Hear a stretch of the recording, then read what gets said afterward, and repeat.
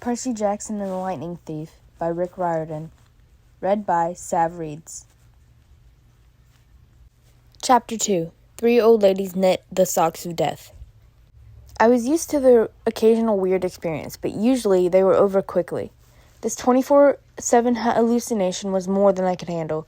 For the rest of the school year, the entire campus seemed to be playing some kind of tricks on me. The students acted as if they were completely and totally convinced that Mrs. Kerr, a perky blonde woman who'd I'd never seen in my life until she got on our bus at the end of the field trip, had been our pre-algebra teacher since Christmas. Every so often I would spring a Mrs. Dodds reference on somebody just to see if I could trip them up, but they would stare at me like I was psycho.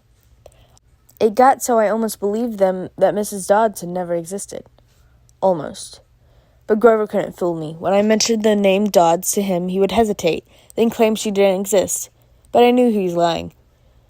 Something was going on. Something had to happen at that museum. I didn't have much time to think about it during the day, but at night, visions of Mrs. Dodds with talons and leathery wings would wake me up in cold sweat. The freak weather continued, which didn't help my mood. One night, a storm blew out the windows in my dorm room. A few days later, the biggest tornado ever spotted in Hudson Valley touched down only 50 miles from Yancey Academy. One of the current events we studied in social studies class was an unusual number of small planes that had gone down and settled squalls in the Atlantic that year. I started feeling cranky and irritable most of the time. My grades slipped from D's to F's. I got into more fights with Nancy Bobafett and with her friends. I was sent out into the hallway in almost every class. Finally, our English teacher, Mr. Nicole, asked me for the millionth time why I was too lazy to study for spelling tests. I snapped. I called him an old sot. I wasn't even sure what it meant, but it sounded good. The headmaster sent my mother a letter the following week, making it official. I would not be invited back next year to Yancey Academy. Fine, I told myself, just fine. I was homesick. I wanted to be with my mom in our little apartment on the Upper East Side, even if I had to go to public school and put up with my obnoxious stepfather and his stupid poker parties. And yet, there were things I would miss at Yancey. The view of the woods out my dorm window, the Hudson River in the distance, the smell of pine trees. I missed Grover, who'd been a good friend, even if he was a little strange. I was worried how he'd survive next year without me. I'd missed Latin class, too. Mr. Bruner's crazy tournament days and his faith that I could do well. As exam week got closer, Latin was the only test I studied for. I hadn't forgotten what Mr. Bruner had told me about the subject being life and death for me. I wasn't sure why, but I started to believe him. The evening before my final, I got so frustrated I threw the Cambridge Guide to Greek Mythology across my dorm room. Words started swimming off the page, circling in my head, the letters doing 180s as if they were riding skateboards. There was no way I was going to remember the difference between Chiron and Charon, or Polydictes and Polydeuces. And conjuncting those Latin verbs? Forget it. I paced the room, feeling the ants were crawling around inside my shirt. I remember Mr. Bruner's serious expression, his 1,000-year-old eyes.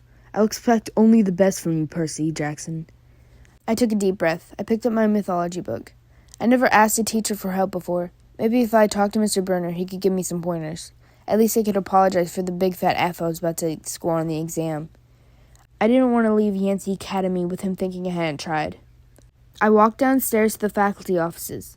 Most of them were dark and empty, but Mr. Bruner's door was ajar, light from his windows stretching across the hallway floor. I was 3 steps from the door handle when I heard voices inside the office. Mr. Bruner asked a question.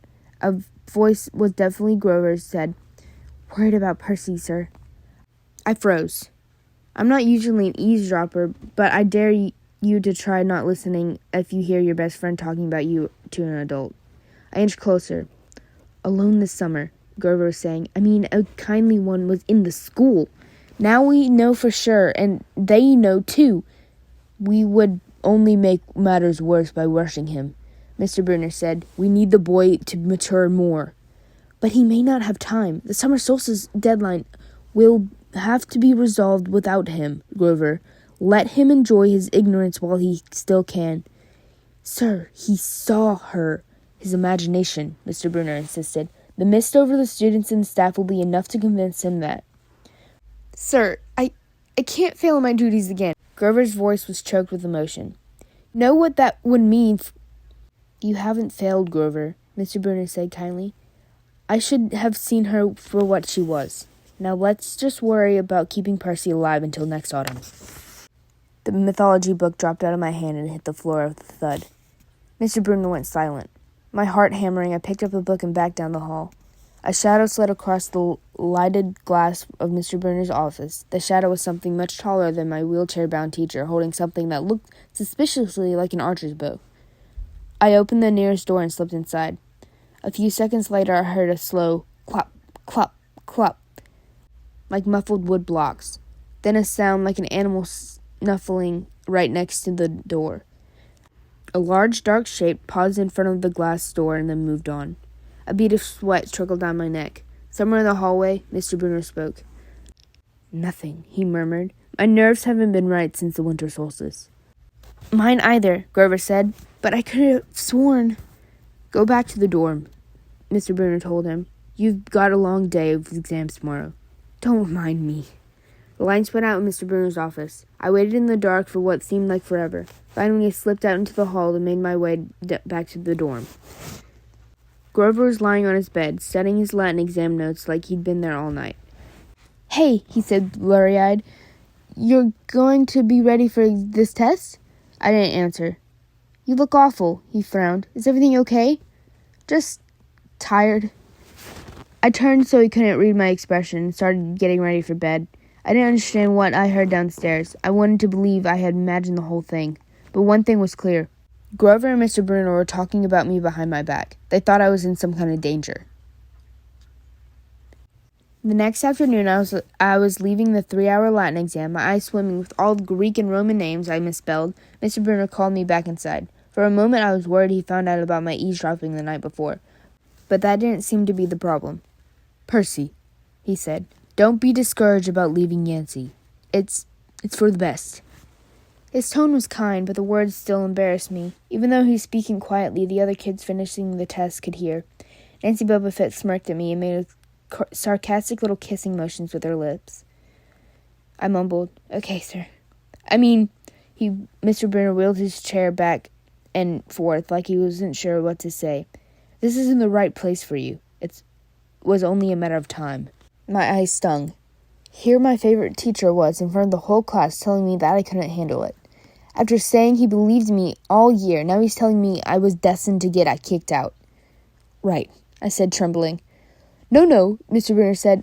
Oh, confound it. What I'm trying to say, you're not normal, Percy. That's nothing to be... Thanks, I blurted out.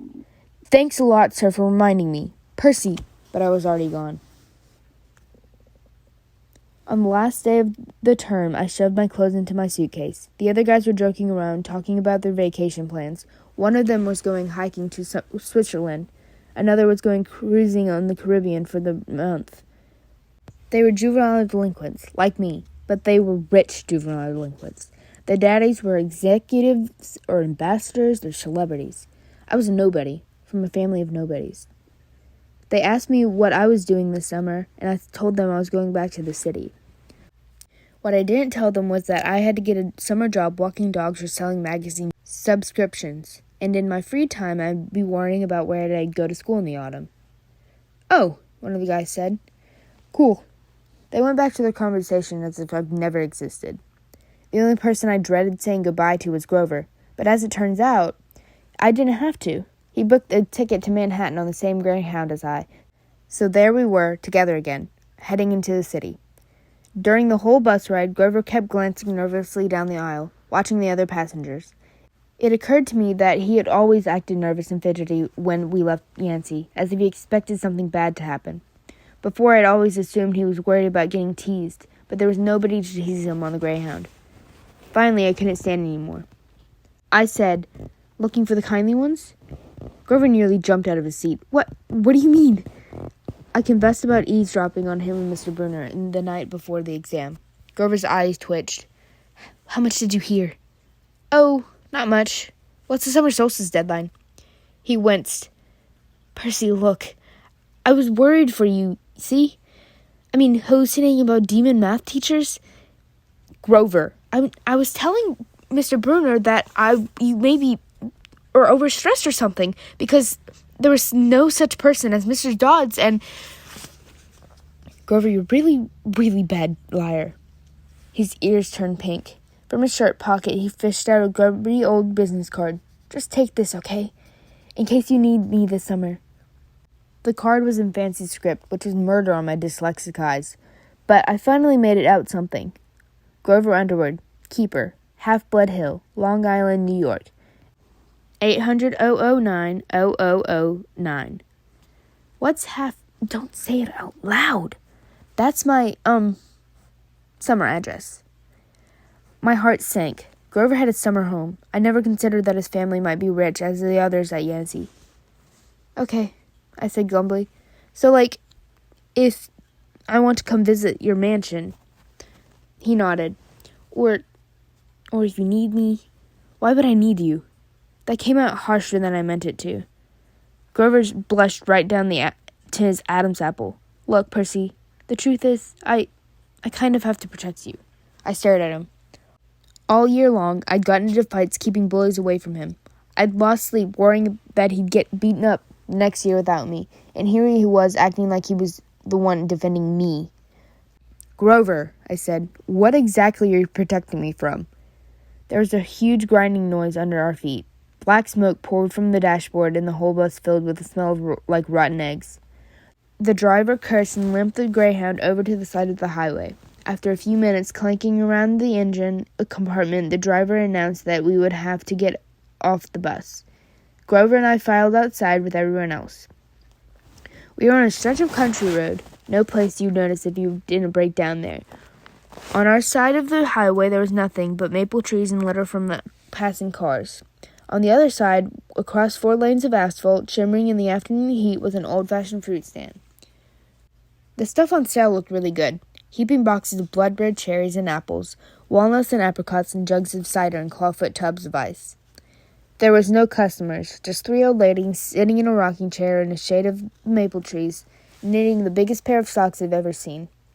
I mean, these socks were the size of sweaters, but they were clearly socks. The lady on the right knitted one of them. The lady on the left knitted the other. The lady in the middle held an enormous basket of electric blue yarn. All 3 women looked ancient, with pale faces wrinkled like fruit leather, silver hair tied back in white bandanas, bony arms sticking out of bleached cotton dresses. The weirdest thing was, they seemed to be looking right at me. I looked over at Grover to say something about this, and saw the blood had drained from his face. His nose was twitching. Grover, I said, hey man, tell me they're not looking at you. They are. Aren't they? Yeah, weird, huh? You think those socks would fit me? Not funny, Percy. Not funny at all. The old lady in the middle took out a huge pair of scissors, gold and silver, long-bladed, like shears. I heard Grover catch his breath. We're getting on the bus, he told me. Come on. What? I said. There's 1,000 degrees in there. Come on. He prized open the door and climbed inside. I stayed back. Across the road, the old ladies were still watching me. The middle one cut the yarn, and I swear I could hear that snip across the 4 lanes of traffic. Our 2 friends balled up the electric blue socks, leaving me wondering who they could possibly be for, Sasquatch or Godzilla. At the rear end of the bus, the driver wrenched a big chunk of smoking metal out of the engine compartment. The bus shuddered and the engine roared back to life. The passengers cheered. Darn right, yelled the driver. He slapped the bus with his hat. Everyone back on board. Once we got going, I started feeling feverish, as if I'd caught the flu. Grover didn't look much better. He was shivering, and his teeth were chattering. Grover? Yeah? What aren't you telling me? He dabbed his forehead with his shirt sleeve. Percy, what did you see back at the fruit stand? You mean the old ladies? What is it about them, man? They're not like Mrs. Dodds, are they? His expression was hard to read, but I got the feeling the fruit stand ladies were something much, much worse than Mrs. Dodds. He said, just tell me what you saw. The middle one took out her scissors, and then she cut the yarn. He closed his eyes and made a gesture with his fingers that might have been crossing himself, but it wasn't. It was something else, something almost older. He said, "You saw her snip the cord?" "Yeah, so?" But even as I said it, I knew it was a big deal. "This is not happening," Grover mumbled. He started chewing on his thumb. "I don't want this to be like last time." "What last time?" "Always 6th grade. They never get past 6th. "Grover," I said, because he was really starting to scare me. "What are you talking about?" "Let me walk you home from the bus station. Promise me."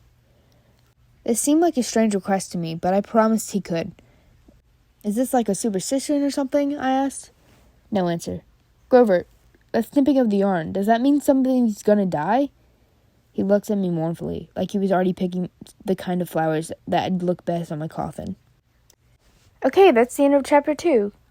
Grover's acting really weird, and I hope we find out soon why. Bye for now.